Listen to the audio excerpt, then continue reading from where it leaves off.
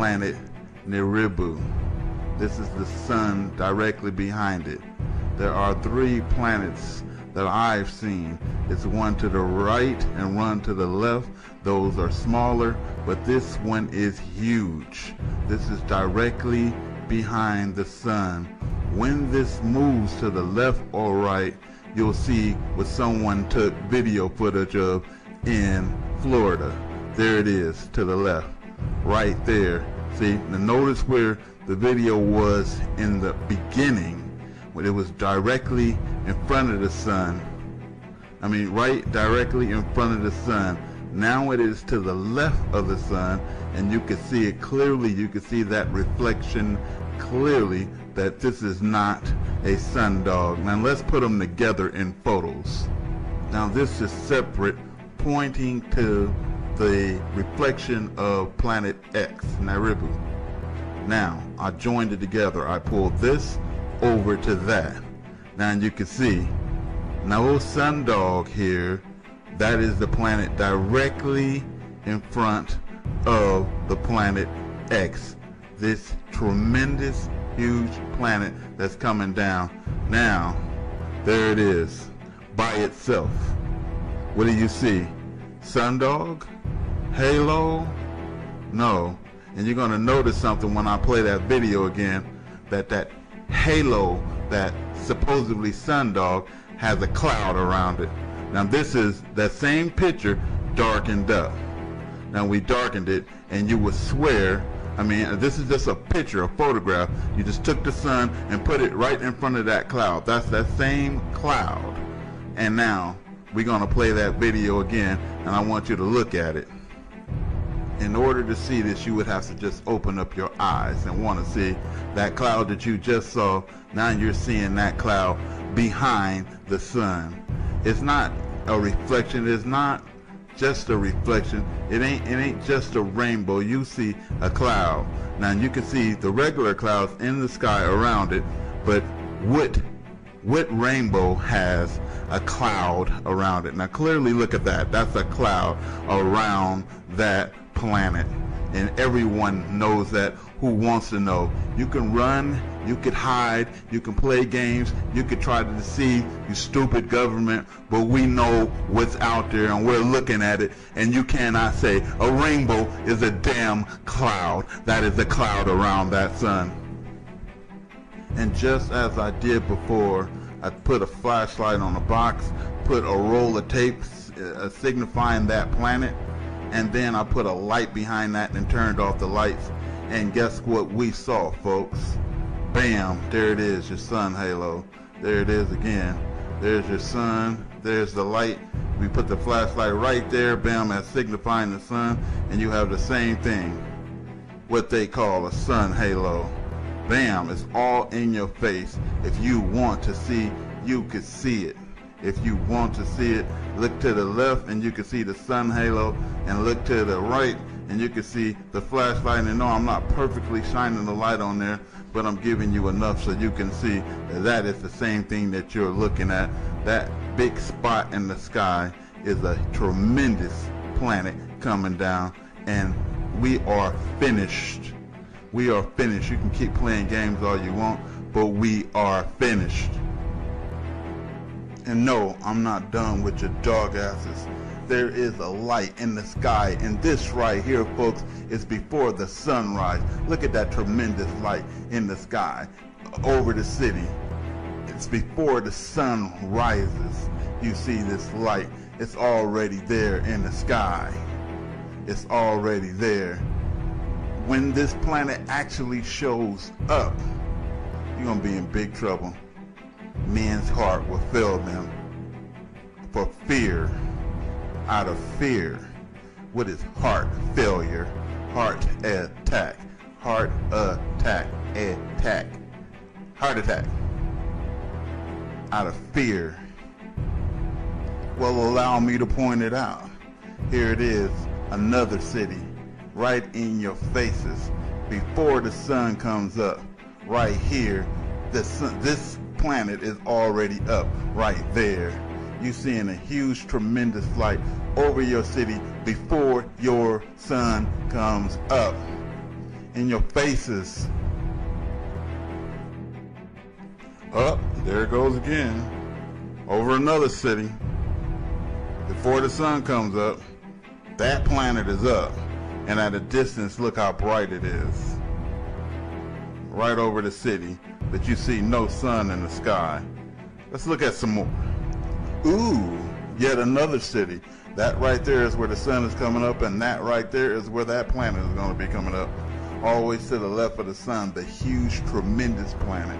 Now, let's get this tape rolling. Let's look at what we're seeing. There it is. This is what we're seeing, folks.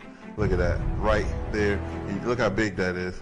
If you see something that big in the sky, when it absolutely shows itself, oh, that's heart attack zone, folks. That's heart attack. And look, the sun hasn't risen yet, but this planet has risen. And you know what else? I'm gonna let you in on a little secret. You wanna know a little secret? That planet right there is finna rise from the west. That planet right there is finna rise from the west. Wonder where we heard that at before. That planet right there is finna rise from the west. And look at the sun right there. In comparison, it don't even compare. It don't even compare, folks. Look at it. It don't compare to that planet. I mean, this is tremendously huge, and it's out there waiting for you, buddy. It's waiting for you. What we're calling Nibiru is just a moon, I believe. What we're calling Nibiru is a moon. The real planet is shortly to come, and that's what's behind the sun. So you can continue to have faith in the fake news, continue to have faith in the fake news, or you could join the people who open their eyes and actually see for yourself. Why should one man tell you what you're looking at? Why? Why do we keep listening to a false source, that's deceiving us?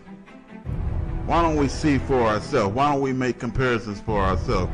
I use my brain. Why don't you use yours? That's where the planet is. It's right there. It's coming up. And it's huge, it's tremendous, and it's something that's it right there.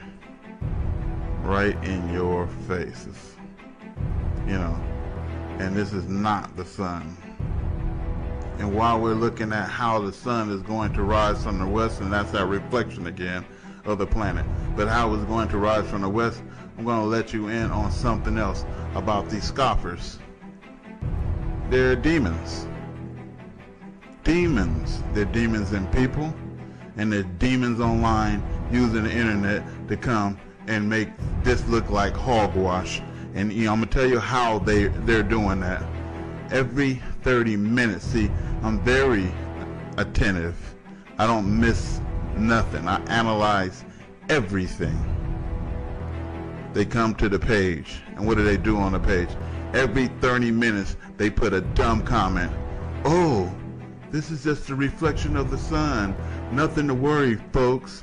And then someone else has come. This guy is crazy. And then somebody else comes and said, I've seen this before. It's just a reflection off of the cameras and this and that. And then somebody else says, well, you Bible thumpers, you keep coming around here trying to tell us something. Get out of here with that religion. It's old, it's ancient.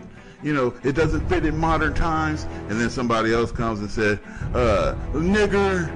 And then somebody else comes and says, that's a sun halo. It's been proven. And then somebody else comes, and then what are they doing? When you look at the page, at the comments, before you watch the videos, after they thumbs down everything, then only thing you're going to see is negative, negative, negative, negative, and it make you not even want to watch the video because so many people put negative comments and you say, this video is stupid before you even watch it. And that is the purpose of the scoffer. To discredit the video before you even watch it. By what? Negative comments, because they influence the minds of the people. If you see many thumbs down and you see negative comments all over the place, the likelihood of you watching that video is zero, and they're in your minds and they know that. And they drive me crazy, and what I do is hide this user from this channel, Why? Why am I hiding them? Let them keep coming, because they're going to come every 30 minutes and put another comment on it. This is their whole entire life, is to keep you in the dark until it's too late and you burning in hell. Because their whole life is to get you in hell, to make it a hell on earth. And they have made it a hell on earth. And now God is on his way, and they're going to hide God from you. And you're going to allow them to hide God from you. If I were you, I wouldn't allow them to do such a thing. This is real. This planet is going to rise from the west. I don't care what anyone says. And this is an actual planet. This is coming up before the sun comes up to show you. This is God saying, I am real. I'm in your face. I'm on my way. I'm giving you a chance to get your act together, and you need to get your act together as fast as you can. As quickly as you can. Wrap the news, and this is real. Don't let the comments or the scoffers detour you. I thought this was the time for this. When a star falls from the sky, it leaves a fiery trail. It does not die. Its shade goes back to its own place to shine again. The Indians sometimes find the small stars where they have fallen in the grass. In ancient times, objects in the night sky conjured superstition and were associated with gods and religion. But the misunderstandings about meteors lasted longer than those of most celestial objects. Meteorites, the pieces that make it to Earth, were long ago thought to be cast down as gifts from angels. Others thought the gods were displaying their anger. As late as the 17th century, many believed they fell from thunderstorms. They were nicknamed thunderstones. Many scientists were skeptical that stones could fall from the clouds or the heavens, and often they simply didn't believe the accounts of people who claimed to have seen such things. In 1807, a fireball exploded over Connecticut, and several meteorites rained down. By then, the first handful of asteroids had been discovered, and a new theory emerged suggesting meteorites were broken bits off asteroids or other planets. A theory that still holds. One of the most significant meteorite events in recent history destroyed hundreds of square miles of forest in Siberia on June 30, 1908. Across hundreds of miles, witnesses of the Tunguska event saw a ball of fire streak through the sky, suggesting the meteor entered the atmosphere at an oblique angle. It exploded, sending out hot winds and loud noises and shaking the ground enough to break windows in nearby villages. Small particles blown into the atmosphere lit the night sky for several days. No meteorite was ever found, and for years many scientists thought the devastation was caused by a comet. Now, the prevailing theory holds that a meteor exploded just above the surface. The largest meteorite recovered in the United States fell in a wheat field in southern Nebraska in 1948. Witnesses saw a giant fireball in the afternoon that some said was brighter than the sun. The meteorite was found buried 10 feet deep in the ground. It weighed 2,360 pounds. The most famous meteorite crater in the United States is misnamed Meteor Crater. It's in Arizona, and it's huge. The rim rises 150 feet from the surrounding plain, and the hole is 600 feet deep and nearly a mile wide. It was the first crater proved to be caused by a meteorite impact, which occurred between 20,000 and 50,000 years ago. For decades astronomers have reaped the values of written records kept for over 2,500 years in China and Europe. Eclipses, planets, and comets are mentioned and have brought about refinements to our current understanding of the long-term motion of these bodies, especially for comets such as Halley and Swift-Tuttle. Several meteor showers have also been identified which brought about a better understanding of their evolution as well. No other culture can provide comparable information as that gathered from the Chinese and European records, but this need not be a deterrent from learning about how other cultures felt about these moving bodies in the sky. And one of the richest regions of meteor and comet lore in the world is North America. During the last 15 to 20 years, archaeoastronomy has uncovered much concerning the astronomical beliefs of Native Americans. Unfortunately, the methods of keeping records of astronomical events were not as straightforward as those of the Chinese and Europeans, as there are no books lying around. Instead, the methods of record keeping included rock and cave drawings, stick notching, beadwork, pictures on animal skins and jars, and storytelling, most of which are not datable. One of the few datable events among the various records of Native Americans was the 1833 appearance of the Leonid meteor shower. Historically recognized as one of the greatest meteor storms on record, it made a lasting impression among the peoples of North America. The most obvious accounts of the Leonid storm appear among the various bands of the Sioux of the North American plains. The Sioux kept records called winter counts, which were a chronological, pictographic account of each year painted on animal skin. In 1984, Vondel Chamberlain, Smithsonian Institution, listed the astronomical references for 50 Sioux winter counts, of which 45 plainly referred to an intense meteor shower during 1833–1834. In addition, he listed 19 winter counts kept by other Plains Indian tribes, of which 14 obviously referred to the Leonid storm. The Leonids also appear among the Maricopa, who used calendar sticks with notches to represent the passage of a year, with the owner remembering the events. The owner of one stick claimed records had been kept that way since the stars fell. The first notch on his stick represented 1833. Storytelling was a very important method of record keeping among most Native Americans, and several seem to have been influenced by the Leonids of 1833. A member of the Papago, named Kudux, was born around 1847 or 1848. He claimed that 14 years prior to his birth the stars rained all over the sky. A less obvious Leonid reference may exist in the journal kept by Alexander M. Stephen, which detailed his visit with the Hopi Indians and mentions a talk he had with old Justinai on December 11, 1892. That Hopi Indian said, "How old am I? 50, maybe 100 years, I cannot tell. When I was a boy of so big, 8 or 10 years, there was a great comet in the sky, and at night all the above was full of shooting stars. That was a very long time ago, maybe 100 years, maybe more. During the probable lifetime of old Justinai there was never a great comet and a sky full of meteors in the same year, but he might be referring to two separate events such as the sun-raising comet 1843 I and the Great Leonid Storm of 1833, both of which occurred early in his life." The Pawnee have a story about a person known as Pehokatawa, who was supposedly killed by an enemy and eaten by animals, but then brought back to life by the gods. He was said to have come to Earth as a meteor and told the people that when meteors were seen falling in great numbers it was not a sign that the world would end. When the Pawnee tribe witnessed the time the stars fell upon the Earth, which was in 1833, there was a panic, but the leader of the tribe spoke up and said, "Remember the words of Pehokatawa," and the people were no longer afraid. Although the Pawnee learned not to be afraid, there were Native Americans who feared meteors.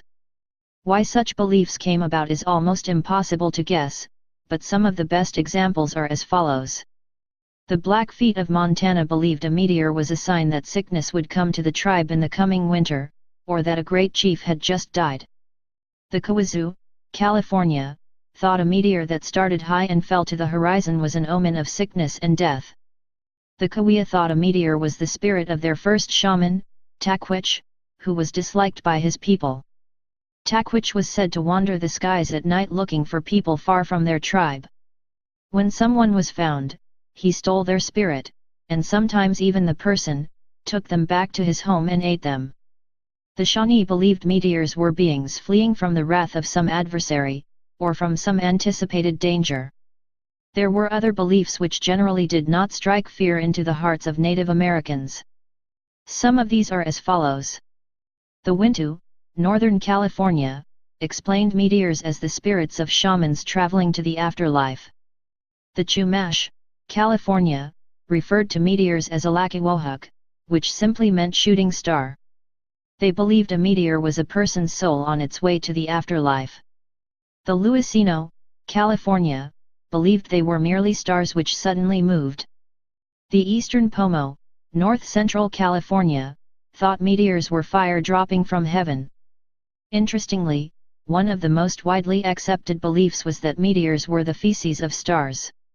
Such lore existed in the stories of the Nunamiut Eskimos, the Cosaudi of Louisiana, formerly located in Tennessee, and numerous Southern California tribes.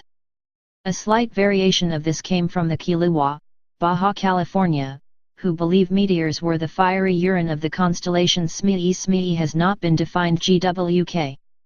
Many of the beliefs mentioned above are also attributed to comets, and most storytelling seems to rarely provide conclusive evidence that the object being discussed is indeed a meteor. Because of this, a very interesting story is being included which originates from the Great Lakes region. The Ojibwe of the Upper Great Lakes region had a story about Genondawayanung, which meant long-tailed heavenly climbing star. During the 1980s, Thor Conway visited the Ojibwe and talked to Fred Pine, an Ojibwe shaman. Pine's story about the creation notes that Genondawayanung was a star with a long, wide tail which would return and destroy the world someday.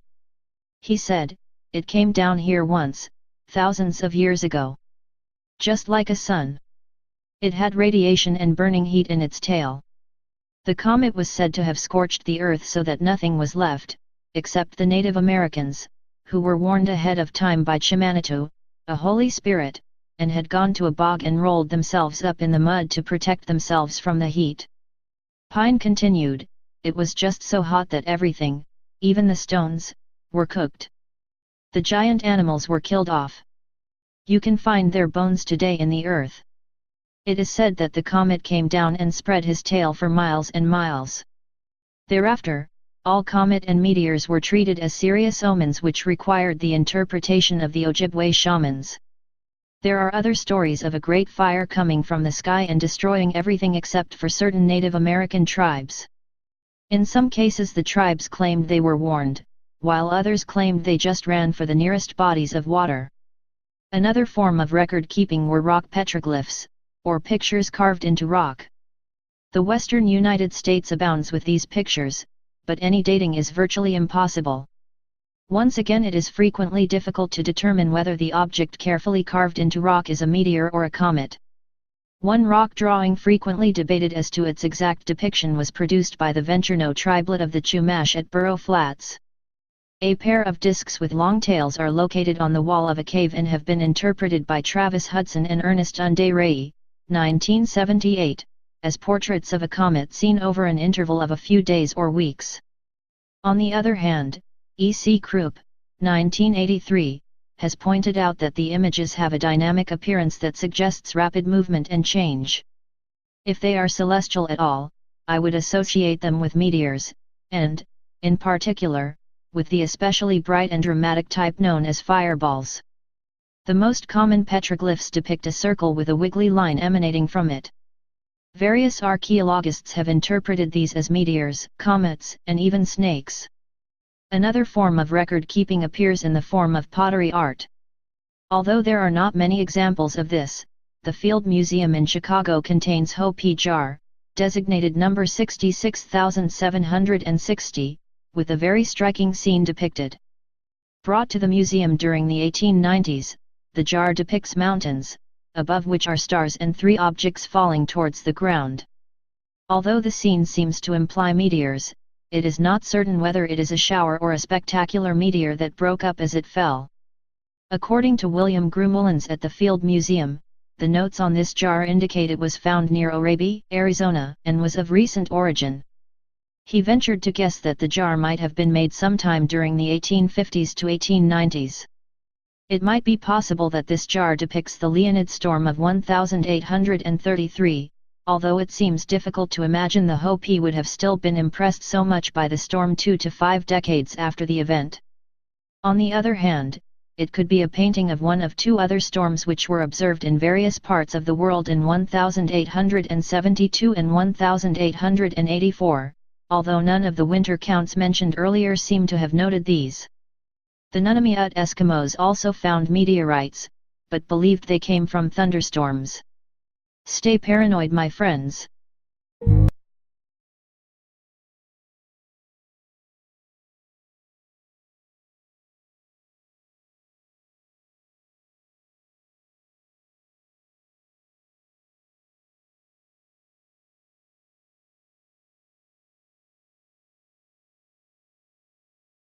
seek